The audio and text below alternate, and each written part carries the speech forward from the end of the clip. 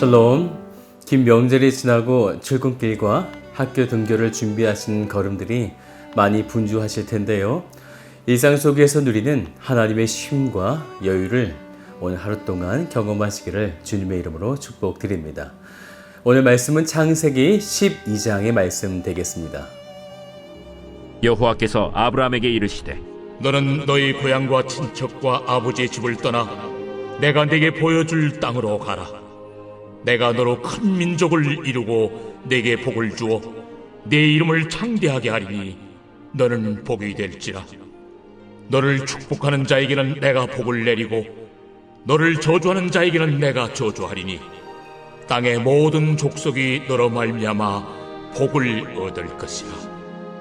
이에 아브라함이 여호와의 말씀을 따라갔고 롯도 그와 함께 갔으며 아브라함이 하란을 떠날 때에 75세였더라.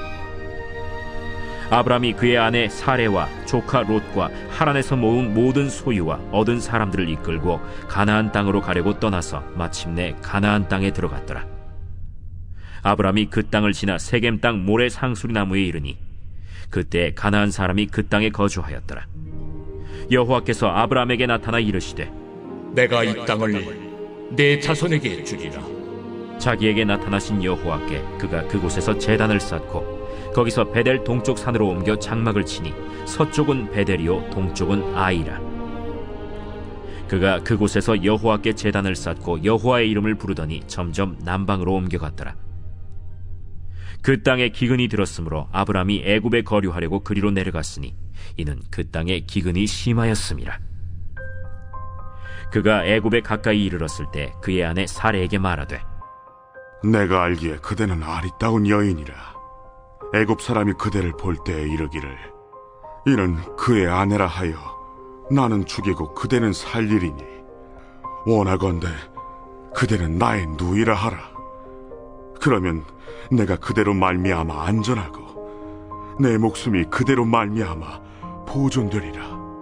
아브라함이 애굽에 이르렀을 때 애굽 사람들이 그 여인이 심히 아리따움을 보았고 바로의 고관들도 그를 보고 바로 앞에서 칭찬하므로 그 여인을 바로의 궁으로 이끌어들인지라.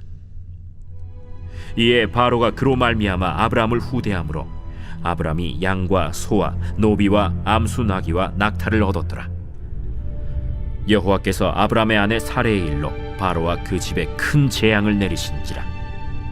바로가 아브라함을 불러서 이르되 내가 어찌하여 나에게 이렇게 행하였느냐? 내가 어찌하여 그를 내 아내라고 내게 말하지 아니하였느냐?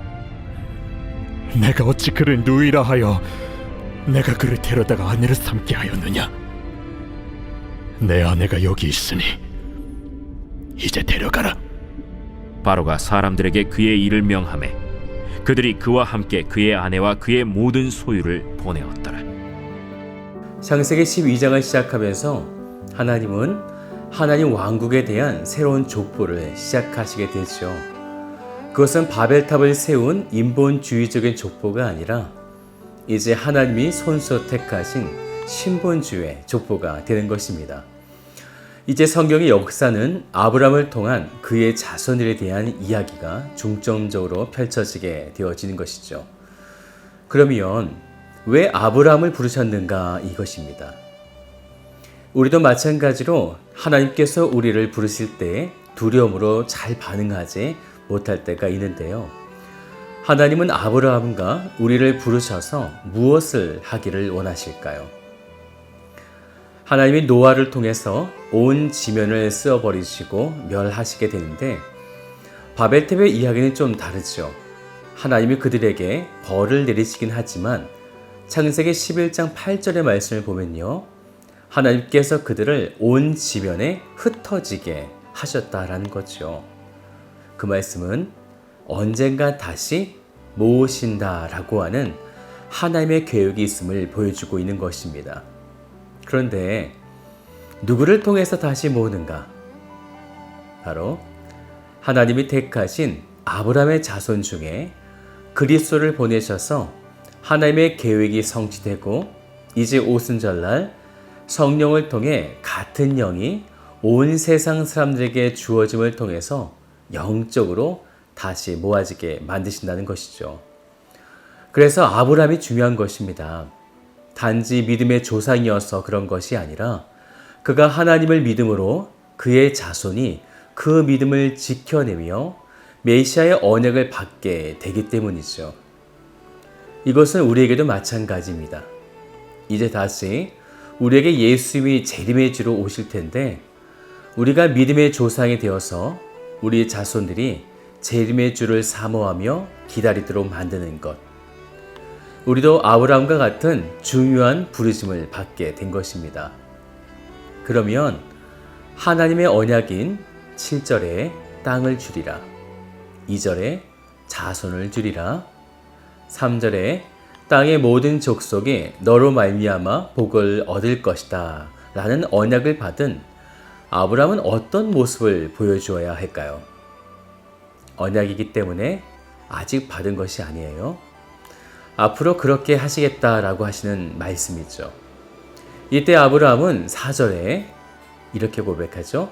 이에 아브라함이 여호와의 말씀을 따라갔고, 네, 그렇습니다. 하나님의 언약의 말씀을 믿고 따라간 것입니다. 그것도 자기 혼자만 잠깐 따라간 것이 아니라 5절의 말씀을 계속해서 보면 아브라함이 그의 아내 사레와 조카 롯과 하란에서 모은 모든 소유와 얻은 사람들을 이끌고 가나안 땅으로 가려고 떠나서 마침내 가나안 땅에 들어갔더라 라고 말씀했습니다. 아브라함 전체 구성원이 말씀을 따라 장차 약속의 땅이었던 가나안으로 가게 된 것이죠. 그런데 그 약속의 땅인 가나안 땅에 도착할 때 그들은 몇 가지 돌발적인 상황에 봉착하게 됩니다.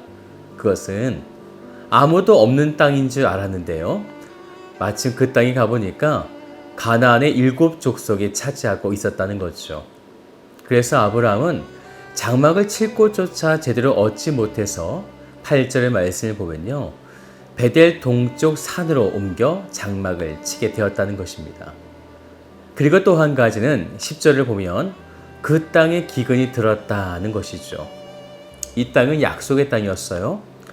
하나님이 그에게 주시겠다고 하신 땅에 기근이 들어 더 이상 사람이 살기가 어려워진 땅이 된 것입니다. 그래서 그는 풍요로운 애굽 땅을 선택하고 내려가게 되죠. 성경에서 내려간다는 말은 영적 침체의 모습을 보여주고 있는 거죠. 요나가 하나님 말씀에 불순종해서 어디로 갑니까? 다시스로 가는 배를 타려고 요바로 내려간 것과 똑같은 것이죠.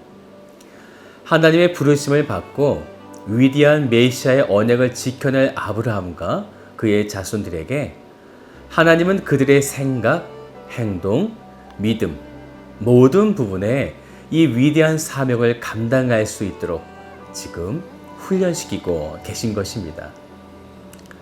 이제 약속의 땅에서 떠나 아브라함에게 애굽에서 또 다른 시험이 찾아오게 되었죠. 지금까지의 시험을 보면요, 모든 시험은 아브라함과 가족들이 함께 힘을 모아서 이겨낼 수 있는 시험이었어요. 그런데 이번의 시험은 열국의 어미, 메시아의 모태가 될 사례를 지켜내지 못하는 것, 그들이 하나로 모아지지 않고 갈라지게 되어지는 상황. 그래서 결국 메시아가 이 땅에 태어나지 못할 수 있는 위험천만한 일을 누가 했냐면 바로 하나님께서 부르셨던 아브라함이 그런 엄청난 일들을 저질러 버린 것입니다. 이제 아브라함은 기근을 피해서 애굽으로 가게 되었죠. 그리고 그곳에서 아내인 사레가 도대체 얼마나 이뻤는지요. 아브라함은 혹시 자신의 아내라고 이야기했다가 죽임을 당할지 모른다는 두려움에 누이라고 속이게 되고 애굽 왕도 그렇게 속임을 당하게 되어지죠. 아브라함에게 이 사레는 많은 아내 중에 한 명이 아니고요, 열국의 어미로서 메시아의 언약을 성취해낼 그 시초가 된다는 것을 전혀 인지하지 못한 것입니다. 그러면 왜 하나님은 기근이 오게 될 때 아브라함을 애굽으로 가지 못하게 막지 않으셨을까요? 기대하신 거죠. 아브라함이 하나님 뜻과 계획을 바라보고 자신에게 주어진 자유의지를 가지고 인내하고 가나안 땅에서 버텨낼 것을 기대한 것입니다. 동시에 살았던 우스 땅의 의인 욥과 비슷한 상황인 거죠. 하지만 아브라함은 아직 무엇이 믿음인지, 무엇이 하나님의 계획인지 잘 받아들이고 잊지 못한 모습을 보여주고 있는 것입니다. 아직 아브라함이 훈련이 필요하다는 것을 말씀하고 있는 거죠. 사랑하는 여러분, 사도 바울도 회심을 하게 되고 바로 사역을 시작한 것이 아니었죠. 오랜 시간 훈련의 시간이 필요했고, 모세도 40년의 광야 땅에서 훈련의 시간이 필요했습니다. 심지어 예수님도 3년의 공생의 사역을 위해서 30년을 준비하신 인내의 시간이 필요한 것입니다. 사랑하는 여러분, 우리는 얼마나 더 기다리고 인내해야 할까요?